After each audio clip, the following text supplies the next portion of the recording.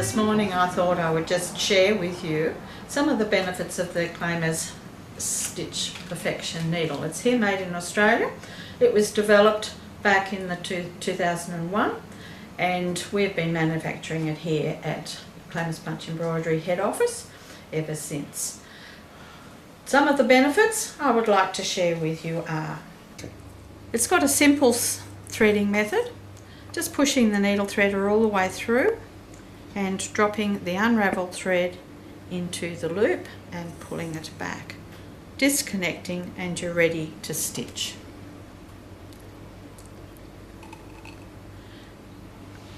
Now, most of the time when I'm working, I like to work with the splayed, the open end, facing my work. So first stitch I'll punch in and I'll take the tail through to the back. What I find is that I will run the point along the fabric and push it in. With it being open on the side, I find it very easy visually to keep my rows nice and close together.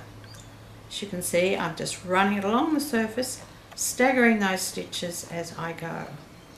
Now, for those who like to be technically correct, you might find that you like to have it so that you are swiveling the needle every time you change direction.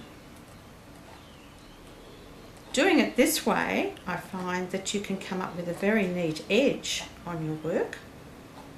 But there is a problem that while that point is in the fabric, you can't see which way it's facing. So to be able to turn it correctly, we've got a red spot on the needle there, so that will show you which way you're going. Every now and again you can snag the thread. As I've got tension on it, it's not going to work too well. Coming back and filling it in. Now, one of the advantages of actually swiveling it when you get to the end is that you can line up and get a very neat edge on your work. So that's one of the advantages that I find that you don't get with most of the other needles. Okay, on that point we'll stop there. I'm using the sampler from our basic starters so that you can see some of the different shapes you can get. Now, on our second section, we've got here some shading. The zigzag lines tell you that that's where you're going to be merging your colours. The arrow tells you that you're going to be stitching in that direction as well. So what I'm going to do is, starting off again, first stitch through to the back, and I'm just going to stitch along to that zigzag point. I'm stitching over that zigzag point and doing long and short stitches. So you can see that I'm varying the length, going out a bit further, but I'm going over where that zigzag is. I'm hiding that. I will know that that's a zigzag point, and then I can feed back in. So when you're doing something like that with a zigzag, don't stick to the zigzag. Work your own stitches and work each row as a separate length. For this exercise, I'll stop at that point and come in now with my second colour. Now, I'm using different colours, not closely shading, but so that you can actually see what I'm doing. Now again, one of the advantages of the Stitch Perfection needle, I find, is that if I'm actually feeding into a stitched area in a shade point with the needle on the side, it comes in as a finer line. Again, varying the lengths of my stitches, feeding into in a similar direction to that last colour. Having done it on the side, you'll find that you can get quite a neat shading point.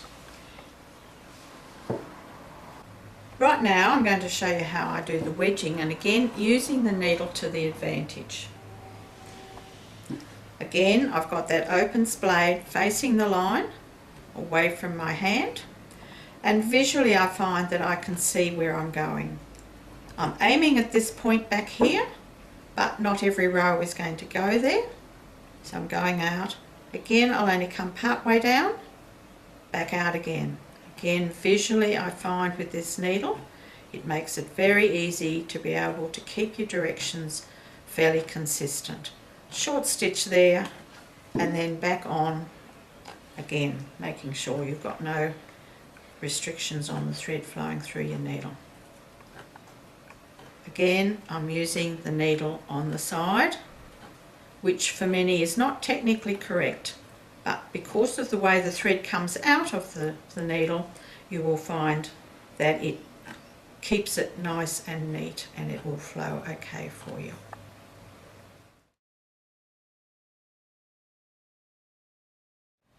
Now we've been doing regular stitching with this Stitch Perfection needle. Now I can show you how you can change the length of the loop pile doing your teased or fluffy work.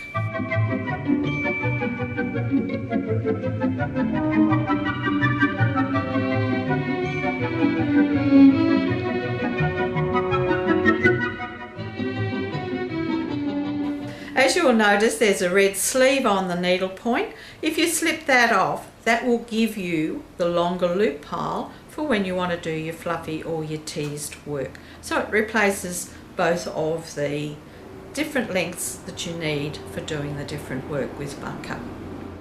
Some of the fun that I have with this Stitch Perfection needle is that you can change the texture of your work. Now with something like this tree, you can do it with the flat stitching to make it look like it's distant, or you can change the texture of your thread without too many problems. Now what I'm going to do here is what we call our scrub stitch, which is just bouncing the needle around. You don't have to worry about where the position of the needle is, just doing short stitches and filling in the area. Each stitch is in a slightly different direction. You'll find that because of the way the needle is being made, that normally you can do this without having to rotate the needle in your hand and changing directions as you go. Now one of the advantages with this needle is if you do need to or want to change directions, the spot will show you where your needle point is. Now I'll finish that area off, and you might notice that there's a different texture to the finished work as to the flat stitching that you've got over here.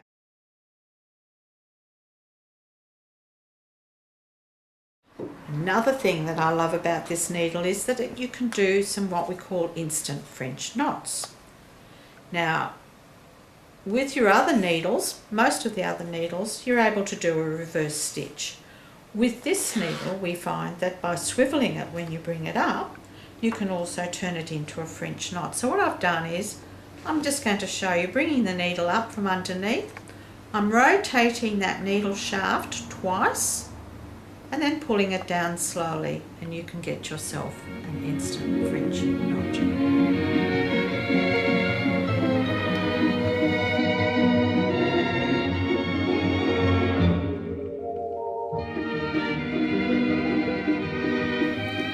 Here I'm showing you some different threads and different techniques that we have used with the Stitch Perfection needle.